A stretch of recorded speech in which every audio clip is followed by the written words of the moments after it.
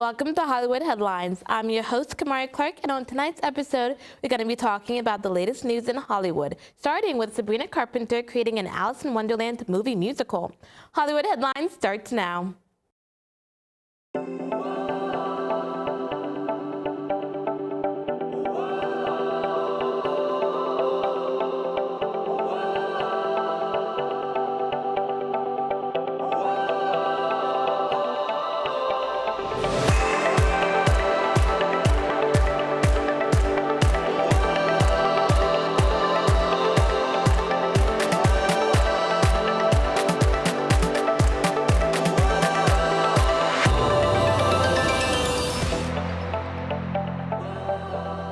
Before we get into the show, I would like to take a moment to thank Sarah Bruce for being today's guest.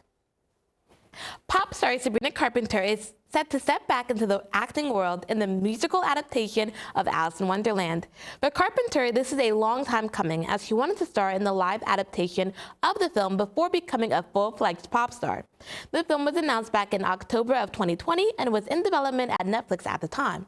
Carpenter has expressed how much she loves the film and how it's her favorite film of all time, and describing the role of Alice as her dream role. While the film is still in development, it is likely that it won't be released before 2027. Sarah, do you think that the movie is the reason for Carpenter not announcing a tour for her Man's Best Friend album?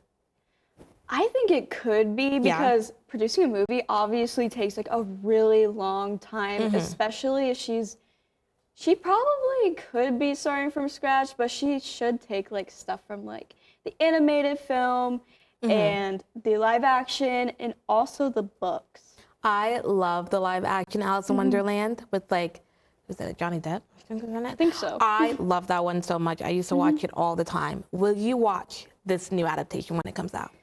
I probably will. I just hope it's really good. Yeah. And I know that they do have an Alice in Wonderland musical already, so I'm wondering if they're gonna take that with inspiration. What do you think?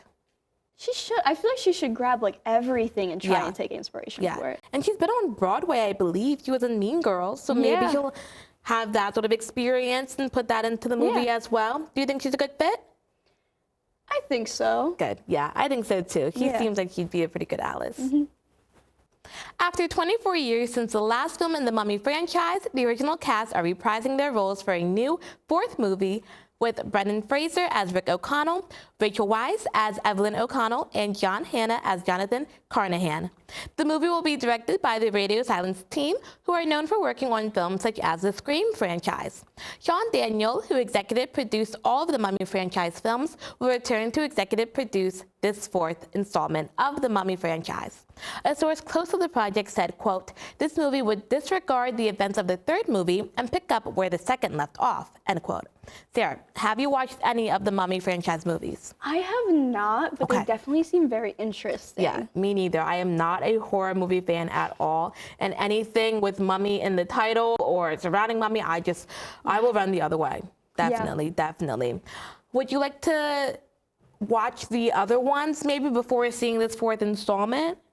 Probably. I'm not sure that this is something that I would normally watch, but now like kind of hearing about this and that they helped produce the Scream franchise, which I really like, I feel like maybe it would be more interest to me to watch. Yeah, and they're skipping over that third movie as if I guess it never happened, just going straight from the second to this one. What do you think about that? I don't know. Wasn't the last one like in the 1990s or 2000s? Oh, I have no clue.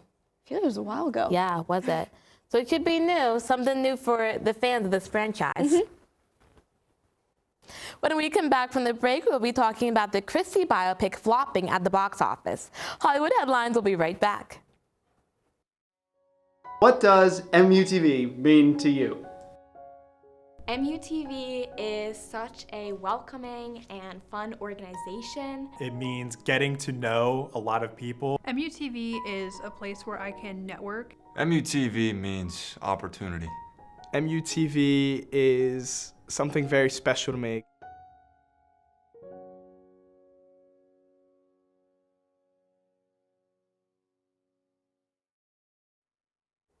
The recent sports biopic, Christy, starring Sydney Sweeney as boxer Christy Martin, faced an embarrassing loss at the box office when it opened in theaters November 7th. Based on Martin's boxing career and 2010 murder attempt, Sweeney was also the producer for the film in what was expected to be a big contender for the upcoming Academy Awards. While Sweeney's performance received praise, the film only grossed $1.3 million during its opening weekend, with a budget of $15 million and being featured in over 2,000 screens. The film is the fourth in a string of losses for Sweeney, who also starred in box office bombs like Americana, Eden, and Echo Valley. The Euphoria star was also in hot water recently over an ad campaign for American Eagle that said, quote, "Sydney Sweeney has great genes," end quote, which many saw as a dog whistle for white supremacy and eugenics. Many thought the backlash in conjunction with poor marketing was the result for Sweeney becoming box office poison this year. Sweeney's next film, The Housemaid, is set to release on December 19th, 2025. Sarah, why do you think Sydney Sweeney's movies are bombing so terribly? What's going on? Well, I don't really like Sydney Sweeney. Yeah. She definitely tries to sexualize all women, and that might be a little of a hot take, but I feel like it's pretty evident. Yeah. And with all the controversy surrounding her right now, I feel like no one's really looking at her besides the men. No. I watched Euphoria for the most part, and I watched her in Anything But You with Glenn Powell, and I thought that was okay. I'm not loving her performances in anything. I know, I liked Euphoria, and Anyone But You was pretty good as well, but I don't know, maybe this just wasn't her role. Right, so this role, Christy, do you think that the movie would have benefited from a different actress? Probably. Yeah. Yeah. Because, I mean, she definitely tried to look like her, but I feel like there could have been someone else who was just better for the role. And it sounds like an intriguing storyline, like a good plot, that like a movie that you would want to go and see. But with Sydney Sweeney's name attached to it, I'm not sure if people were dying to go see this one. Is there anything that you can do to try and save this almost maybe close to failing career? I feel like the only thing to do is basically just kind of like not be out in the public much anymore for a while, and then just let people forget about it. Go ghost for a little bit. Kind of like some YouTubers. Yeah, yeah. Fans knew that this day would come, the end of the Yellow Brick Road. Wicked for Good will be released in theaters on November 21st. The track list composed by John Powell and Stephen Schwartz for the new movie was sweeping orchestral movements of Building a Golden Road to the climactic and Wicked for Good finale. Featuring Ariana Grande and Cynthia Erivo, the album captures the grandeur, heart, and final transformation of this beloved saga. Powell says, quote, "Glinda needed more thematic material this time because she has matured since the first film.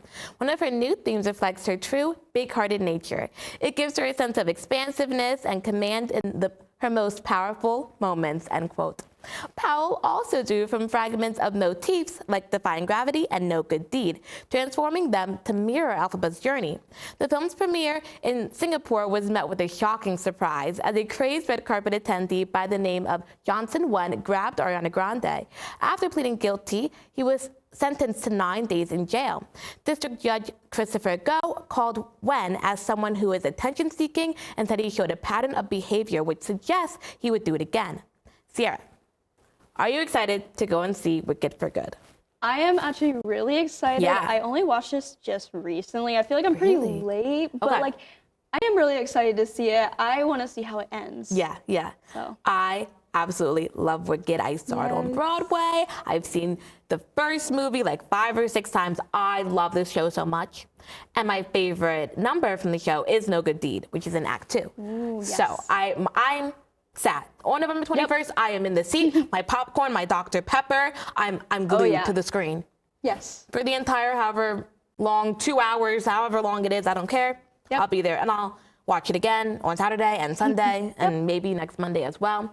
What do you think of our girls, Cynthia Erivo and Ariana Grande? I love them. Yeah. I already loved Ariana Grande. She is such a good singer, and I also loved her as Kat in Sam and Cat. She was so good. I feel like we grew up watching her, so now it's so fun to see. I know. I'm glad that she's back in acting, and I feel like she is Glinda. Like she's so good at that character. And I also love Cynthia. I haven't really seen any of her other works, but she's just really good for Elphaba as well. I relate a lot to Elphaba, and I love it. Her voice is amazing, and it's so good. And that premiere, what do you think about that man grabbing Ariana?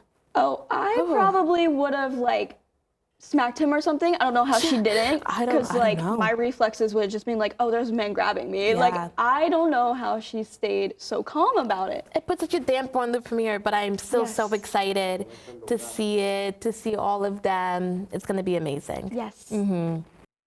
Well, that's all we have for tonight's episode, but make sure to come back next week for the latest news in Hollywood. A big thank you to Sierra Bruce for coming on today's show. I'm Kamara Clark. Have a great week, Millersville.